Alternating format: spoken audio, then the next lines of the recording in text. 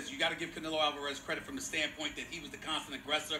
Triple G in his camp called him out all month long, challenging him to be the Mexican that he is, to fight Mexican style, to show up and stand right in front of Triple G. That's exactly what Canelo Alvarez did. He deserves credit for that. But I thought he was missing a lot of shots. I thought that he was susceptible to the jab. Triple G was hitting him and tagging him with the jab all night long. He hit his share of power shots as well. Obviously, CompuBox numbers show that he connected at a lesser percentage, but I thought he fought smartly. I thought he was effective with the jab. I thought the jab kept Canelo at bay, and as a result, he was able to accumulate points because of that, and I thought because of it, he won a very close decision. I didn't think it was by a wide margin, but I still thought that Triple G's hand should have been raised when all was said and done. Listen, you don't judge a fight by CompuBox numbers, okay?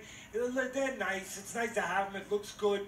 You know, it's another thing to have up on the screen, another stat, but you win it with the people in the ring. Human beings throwing punches at each other, not somebody counting CompuBox numbers. They're humans. You think they see every number? I asked you guys to count them all. You think you would count them all? No. In the midst of that, you wouldn't. I go by what happens inside the ring. Simple. Canelo, yeah, Mexican style. You want to call it being aggressive? When Joe Frazier did it, they didn't call it Mexican style. They called it being aggressive. All right, he was aggressive. How effective was he being aggressive? Not real effective. The other guy was the matador. You have a boat, you know what? Golovkin said, oh, fine, I'll be the matador. Instead of a cape doing this, I'll do this. I'll stand out there. It doesn't have to be a sword. It's a jab. Bang, bang. And I'll control real estate. And I'll make you pay. For every foot you're trying to get in, I'll charge you 3 jabs. You know what?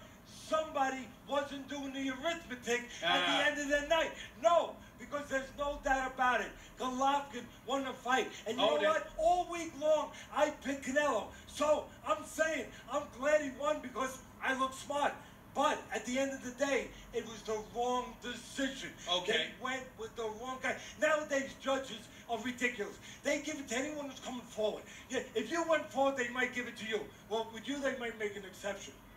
Well, you can look at it that way, and I see you cracking jokes on me. They need to be funnier, point number 1. Point number 2, when you talk about Triple G, let's not forget, you keep going to jab, like he was connected on that. It was penny back. It was not even doing, that's what he was doing. He was supposed to go like this, but he wasn't doing that. He wasn't doing that the whole fight. Hold up, listen to this, Teddy. He wasn't doing that the entire fight. Again, I have Triple G winning this fight. But it was close. The difference between me and Teddy is that Teddy, the boxing historian, the expert, the man that knows boxing, sometimes can be a little bit too critical because he's a little bit emotional. Why? Because he looks at a fight. Yes, I'm calling you a milk.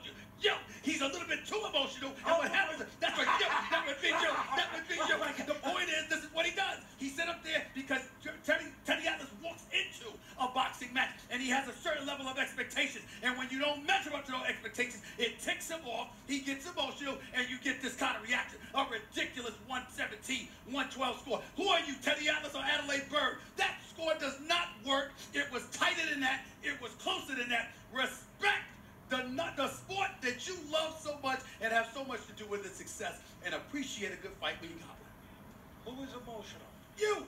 Look how calm I am. Thank you.